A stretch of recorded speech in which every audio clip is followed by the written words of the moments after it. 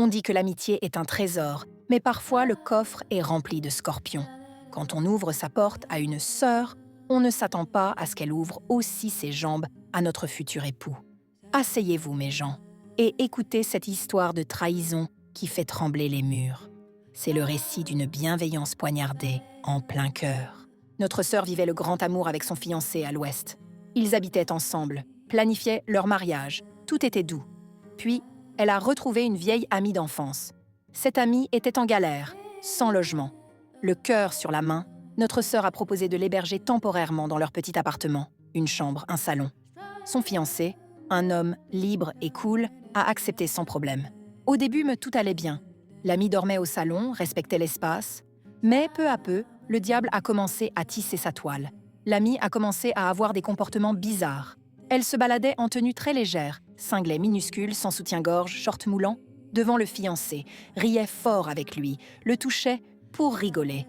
Un jour, notre sœur est rentrée et a trouvé son amie portant le polo de son fiancé. « Je n'avais rien de propre à mettre », a-t-elle osé dire. Quel manque de respect. Les soupçons ont grandi quand notre sœur a remarqué des regards complices, des silences gênés quand elle entrait dans la pièce. Un jour, son instinct lui a crié d'agir. Elle a fait semblant de sortir, a laissé son téléphone caché, en mode enregistrement vidéo dans la cuisine, le seul endroit où elle n'avait pas encore checké, et est partie. À son retour, elle a récupéré le téléphone et a regardé la vidéo. L'horreur absolue. La vidéo montrait son ami et son fiancé en plein débat sauvage dans la cuisine. Ce n'était pas un coup d'un soir timide. Non, c'était bestial, expert, avec des mots crus, des positions acrobatiques, des cris de plaisir. C'était clair, ils couchaient ensemble depuis longtemps, juste sous son nez, dans sa propre maison. Le choc l'a brisée. Elle a vu l'homme qu'elle aimait, celui qui jurait vouloir l'épouser, la trahir avec celle qu'elle avait sauvée de la rue. Elle n'a même pas eu la force de crier. Elle a pris son sac et est partie se réfugier chez une autre amie. Aujourd'hui, elle est perdue. Son entourage lui dit de ne pas laisser sa place, de se battre pour son homme, car les hommes sont tous pareils, et qu'il est gentil et riche. Mais comment oublier ces images? Comment pardonner cette double trahison?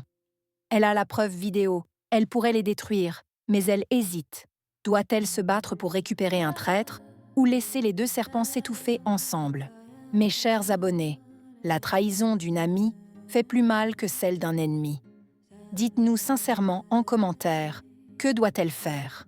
Retourner et chasser l'ami pour sauver son couple, si le fiancé en vaut la peine? Ou fuir loin de ces deux monstres et recommencer à zéro? Aidez-la, car son cœur est en miettes.